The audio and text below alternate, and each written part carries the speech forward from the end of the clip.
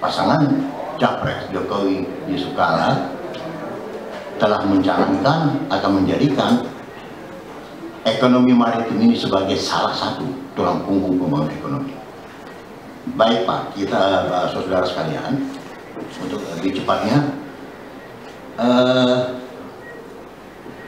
grand desainnya seperti saya sampaikan tadi, pembangunan ekonomi maritim itu bersandar kepada 6 hal pokok, ya Pak ya. Yang pertama itu adalah, ya saya bacakan di sini saja, pembangunan dan pengembangan sistem jaringan angkutan laut nasional yang mumpuni, yang didukung oleh keberadaan armada nasional sebagai kapal-kapal milik sendiri untuk kegiatan angkutan barang antar pulau dan ekspor impor, dengan cara antara lain memberi kemudahan dan keringanan pinjaman dan bunga bank untuk pembangunan kapal-kapal di dalam negeri, termasuk pembuatan kapal-kapal barang penangkap ikan dan kapal patroli. Saudara sekalian, di dalam program yang pertama ini mengandung satu hal yang agak sedikit menarik. Begini menariknya, saat ini negara kita, negara kepulauan, ekspor kita itu diperkirakan 200 juta ton per tahun. 95% diangkut oleh kapal-kapal asing. Hanya 5% yang diangkut oleh kapal-kapal Indonesia.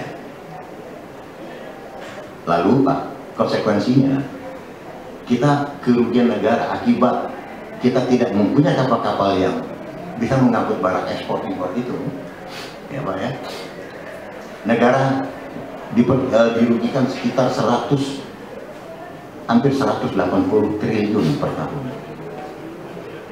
Ini biaya yang sebetulnya harus masuk ke kantong negara kita, Pak, kalau kita menggunakan kapal-kapal kita sendiri.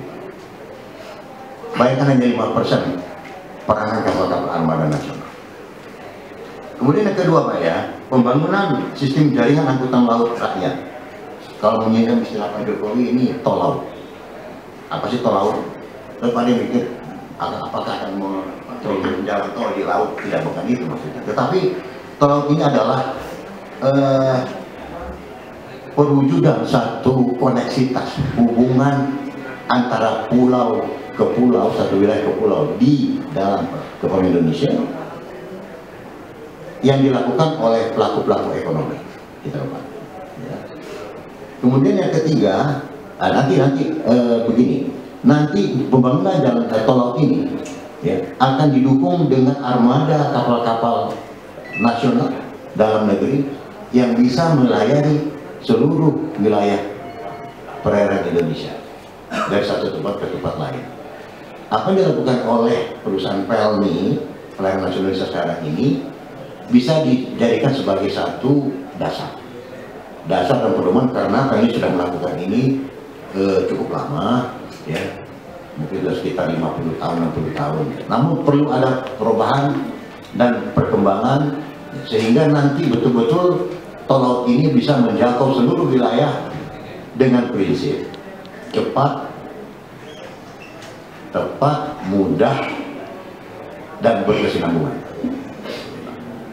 Seperti katakan Pak Jokowi kemarin waktu di mana ya, dia mengatakan mengirim peti kemas atau barang dari Jakarta ke Belanda lebih murah daripada mengirim barang yang sama ke Irian, karena memang kita tidak punya transportasinya. Itu nomor 2 Pak. Yang nomor 3, membangun sistem jaringan penangkapan ikan nasional yang berbasiskan teknologi terbarukan dengan cara antara lain menyiapkan dan mengadakan armada penangkapan ikan yang canggih, modern, dan dapat diandalkan untuk menghasilkan tangkapan ikan dengan jumlah besar secara masif sesuai dengan kebutuhan nasional di seluruh wilayah laut Indonesia, dan juga mengembangkan kapal-kapal pengolah ikan dengan jumlah yang cukup sehingga dapat mendongkrak pendapatan negara. Kita mencoba melihat Pak, dalam hal ini mencontoh negara Jepang, Korea. Mereka sudah punya satu kapal induk, kapal besar Pak, di mana kapal itu masuk di sana, hasil tangkapan nelayan masuk ke kapal itu, langsung diproses menjadi makanan kaleng, langsung masuk lagi ke kapal, langsung dipasarkan, langsung dikirim ekspor ke luar negeri. Ini salah satu cara yang bisa kita pakai nanti untuk bisa meningkatkan ya, pendapatan negara yang cukup besar, Pak. Sehingga ketersediaan ikan ya, itu tetap bisa dijadikan satu komoditi utama. Sekarang malah kita impor ikan, saudara sekalian.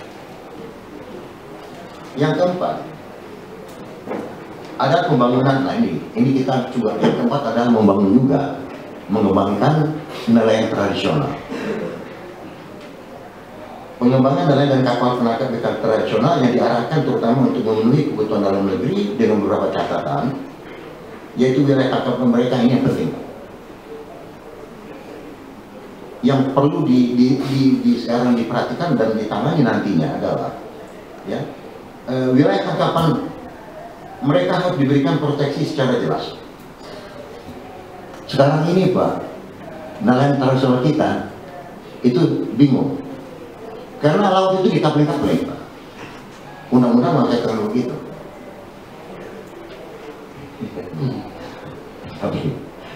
Jadi tidak seperti dulu, sejauh mungkin dia bisa mencari ikan, tidak bisa sekarang. Karena ada undang-undang yang dikeluarkan oleh Kementerian Kelautan, sehingga ada zona-zona tertentu yang membatasi nelayan-nelayan satu daerah untuk melakukan penangkapan.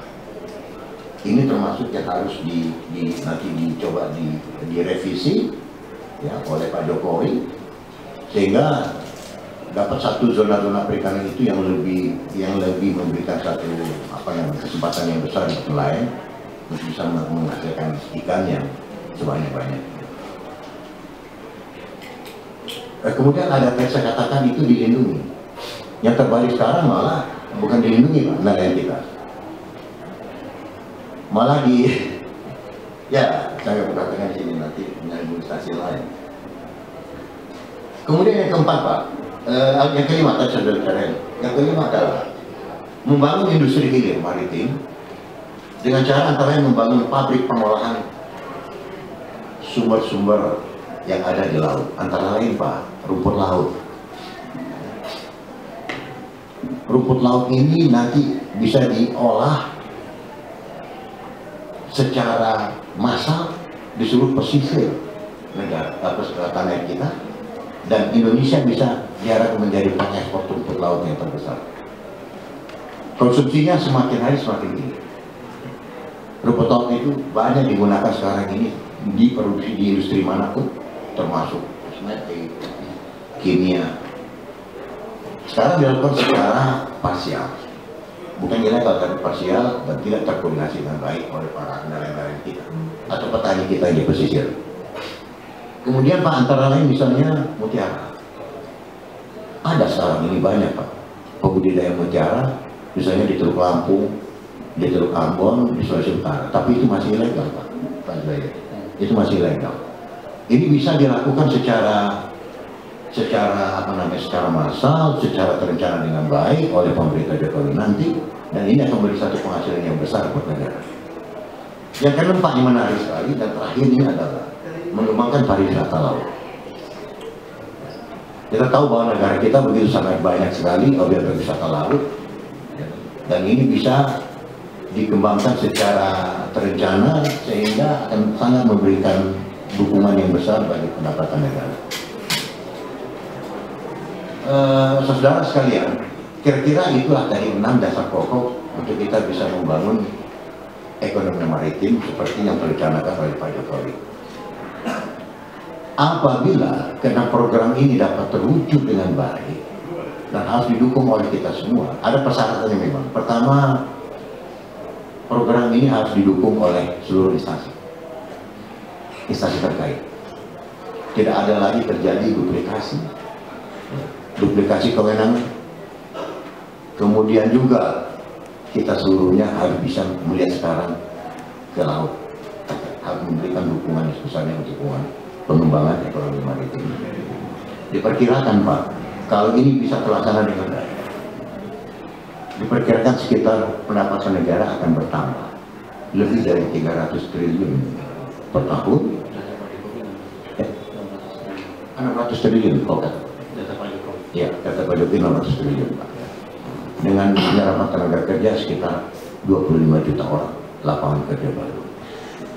Mudah-mudahan kalau ini bisa terwujud, sektor pertanian, sektor maritim, ekonomi maritim akan menjadi tulang punggung nantinya bagi pembangunan ekonomi nasional.